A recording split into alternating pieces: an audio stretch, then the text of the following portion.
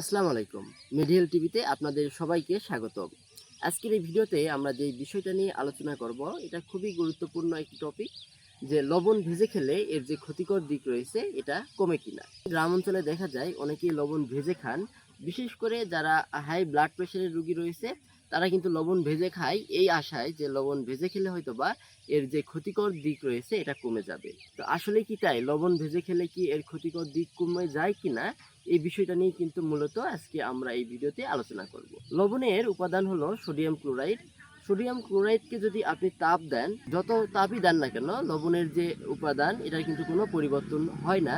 অর্থাৎ সোডিয়াম ক্লোরাইডকে আপনি যতই তাপ দেন বা জাল দেন, এটা কিন্তু সোডিয়াম ক্লোরাইডই থাকবে, এর কোনো গুণাগুণের পরিবর্তন আসবে না। অতএব আপনি যদি লবণ ভেজে খান বা তরকারিতে দিয়ে খান, সেক্ষেত্রে কিন্তু লবণের কি পরিমাণ আপনি গ্রহণ করছেন এইটা হচ্ছে আপনার কাউন্ট হবে। অর্থাৎ লবণ ভেজে খেলে এর ক্ষতিকর যে দিক রয়েছে এটা কমে না। তো আশা করি আজকের এই ভিডিওটি আপনাদের উপকারে আসবে।